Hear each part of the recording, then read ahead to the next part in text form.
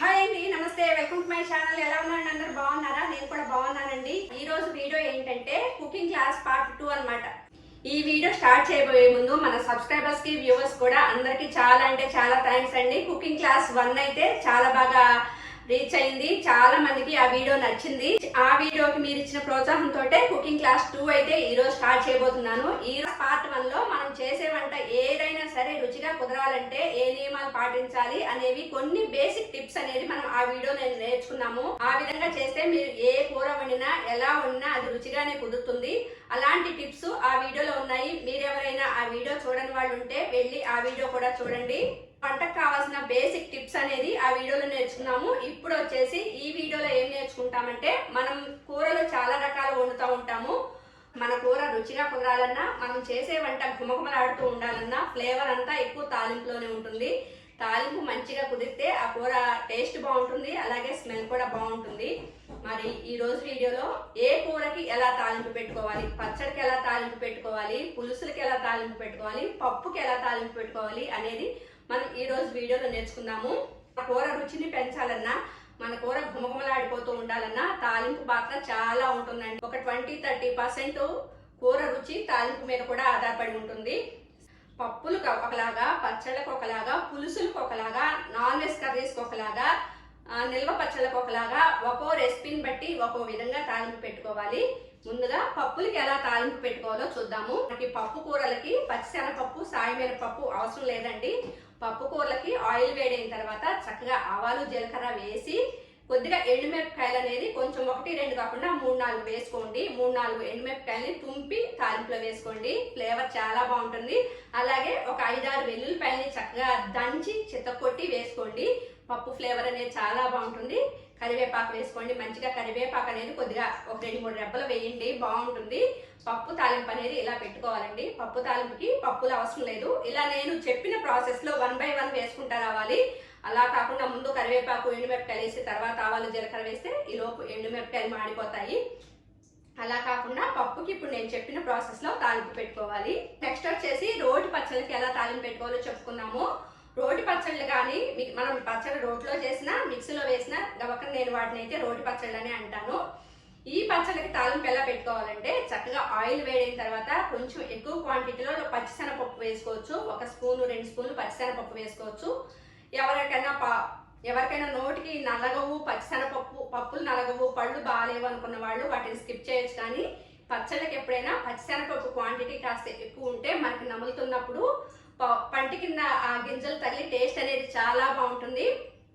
పచ్చడి తాలింపుకి పచ్చిశనగపప్పు కొంచెం ఎక్కువ వేసుకున్నా బాగుంటుంది. పచ్చిశనగపప్పు వేసిన తర్వాత సాయమినపప్పు వేసుకోవాలి. నెక్స్ట్ ఆవాలు, జీలకర్ర వేసుకుని పచ్చడి తాలింపుకి కొంచెం ఇంగో ఫ్లేవర్ తగిలితే, అలవాటు ఉన్న వాళ్ళైతే ఇంగో ఫ్లేవర్ తగిలితే బాగుంటుంది. అలవాటు లేని వాళ్ళైతే వెల్లుల్లిపాయలు కొంచెం ఎక్కువ క్వాంటిటీలో దంచి వేసుకోండి. పచ్చడి తాలింపు చాలా బాగుంటుంది. నెక్స్ట్ వచ్చేసి కరివేపాకు వేసుకోవాలి. మనం ఏ తాలింపుకైనా కరివేపాకు అనేది మిస్ అవ్వకుండా వేసుకోండి. కరివేపాకులో చాలా రకాల ఔషధ గుణాలు ఉన్నాయండి. అందుకనే మీరు కరివేపాకు ఏం చేస్తారండి, కరివేపాకుని మీరు ఎప్పుడైనా ముదురు ఆకు తెచ్చుకొని వేసుకోకండి. ముదురాకు తెస్తే ఏంటంటే మనం తాలింపులో వేసినా, కూరలో వేసినా అది వేరి పక్కన పెట్టేస్తారు. అలా కాకుండా బాగా లేత కరివేపాకు తెచ్చుకున్నారనుకోండి, అది ఆయిల్లో వేయగానే బాగా మగ్గిపోతుంది అనమాట. కూరలో కూడా అది వేరాలన్నా కనిపించదు.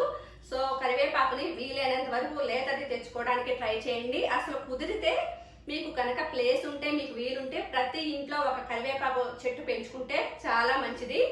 పచ్చడి తాలింపు అయితే ఇలా వేసుకోవాలి. ముందు పప్పులు వేసుకోవాలి. పచ్చిశనగపప్పు, సాయమినపప్పు, అవి కొద్దిగా రంగు మారిన తర్వాత ఆవాలు, జీలకర్ర వేసుకోవాలి. ఆవాలు చిట్పటమన్న తర్వాత ఎండుమిరపకాయల్ని 3-4 ఎండుమిరపకాయల్ని కొద్దిగా తుంచి వేసుకోవాలి. ఎండుమిరపకాయలు వేయగానే వెంటనే వెల్లుల్లిపాయల్ని దంచి వేసుకోవాలి. ఆ తర్వాత కరివేపాకు వేసుకోవాలి. మనకి ఒక్కొక్కటి వేసినప్పుడు తాలింపు ఒక్కొక్క మంచి ఫ్లేవర్ అనేది వస్తుందండి. మీరు గమనించినట్లయితే పప్పులకి అంత ఫ్లేవర్ రాదు, కానీ పప్పుల తర్వాత ఆవాలు, జీలకర్ర వేయగానే ఒకలాంటి ఫ్లేవర్ వస్తుంది. అలాగే ఎండుమిరపకాయలు వేగిన తర్వాత కూడా ఒకలాంటి ఫ్లేవర్ వస్తుంది. అందులోని ఘాటు అనేది మన రెసిపీకి, ఎండుమిరపకాయలు వేగి అందులో దిగే ఘాటు అనేది మన రెసిపీకి మంచి టేస్ట్ని ఇస్తుంది. ఆ తర్వాత వెల్లుల్లిపాయలు వేగుతున్నప్పుడైతే ఇంకా మంచి ఫ్లేవర్ వస్తుంది కదా. నెక్స్ట్ వచ్చేసి కరివేపాకు అనేది ఏ తాలింపుకైనా కామన్గా వేసుకోవాలి. ఇక ఇదండి పచ్చడి తాలింపు అయితే. ఆ నెక్స్ట్ వచ్చేసి పులుసులకి ఎలా తాలింపు పెట్టుకోవాలో చెప్పుకుందాము. పులుసు కూరలో కూడా నార్మల్ గా ప్యాన్ పెట్టుకొని ఆయిల్ వేసుకొని, ఆయిల్ వేడైన తర్వాత పులుసు కూరలకి మంచి టేస్ట్ రావాలంటే ఆయిల్ వేడైన తర్వాత కొన్ని మెంతి గింజలు వేసుకోండి, ఎక్కువ వద్దండి. కొన్ని మెంతులు వేసుకొని ఆయిల్లో వేగిన తర్వాత ఆ నెక్స్ట్ ఆవాలు జీలకర్ర వేసుకొని అవి చిటపటమన్న తర్వాత ఎండుమిరపకాయలు వెల్లుల్లిపాయలు వేసి అవి వేగిన తర్వాత కరివేపాకు వేసుకోండి. పులుసు తాలింపు చాలా బాగుంటుందండి. పులుసు తాలింపులకి మెయిన్ వచ్చేసి కొద్దిగా మెంతులు వేసుకుంటే ఏ పులుసు అయినా సరే టేస్ట్ అనేది బాగుంటుందండి. మీరు గుర్తుపెట్టుకోండి. పులుసు తాలింపు పెట్టుకునేటప్పుడు కొన్ని మెంతి గింజలు వేసుకోండి. అలాగే వెల్లుల్లి రెబ్బలను కూడా కాస్త ఎక్కువ క్వాంటిటీలో దంచి వేసుకుంటే పులుసు ఫ్లేవర్ అనేది బాగుంటుంది. గుర్తుపెట్టుకోండి. పప్పుకి, పచ్చళ్ళకి, పులుసులకి కూడా వెల్లుల్లిపాయలు దంచి వేస్తే ఫ్లేవర్ అనేది చాలా బాగుంటుంది. ఇక నెక్స్ట్ వచ్చేసి గ్రేవీ కర్రీస్ కి, నార్మల్ గా మనం వండుకునే గ్రేవీ కర్రీస్ అన్నిటికి కూడా తాలింపు ఎలా పెట్టుకోవాలో చెప్పుకుందాము. గ్రేవీ కర్రీస్ తాలింపు కూడా పప్పులు అవసరం లేదండి. పప్పులు వేసినా ఆ పులుసు కర్రీలో, గ్రేవీ కర్రీలో పప్పులు నానిపోతాయి. మనకి తాలింపులో పప్పుల టేస్ట్ ఎప్పుడు ఉంటుందంటే ఆ పప్పు నానిపోకుండా ఉంటే మనకి టేస్ట్ బాగుంటుంది. ఫ్రై కర్రీస్ కి, పచ్చళ్ళకి పప్పులు వేసుకుంటే బాగుంటుంది. కర్రీస్ కి, పులుసులకి, పప్పు రెసిపీస్ కి తాలింపులో పప్పులు వేసుకోని అవసరం లేదు. ఆవాలు జీలకర్ర వేసుకొని చక్కగా అవి చిటపటమన్న తర్వాత ఎండుమిరపకాయలు, కరివేపాకు వేసుకోండి. అంతే. గ్రేవీ కర్రీస్ కూడా ఇలా ఈజీగా సింపుల్ గా తాలింపు పెట్టేసుకోవచ్చు. నెక్స్ట్ ఫ్రై కర్రీస్ కూడా మనం పచ్చడికి, రోటి పచ్చడికి ఎలా అయితే తాలింపు చెప్పుకున్నామో సేమ్ ఫ్రై కర్రీస్ కూడా అలాగే తాలింపు వేసుకోవాలి. ఫ్రై కర్రీస్ కూడా కొంచెం పప్పులు ఎక్కువ క్వాంటిటీలో వేసుకోవాలి.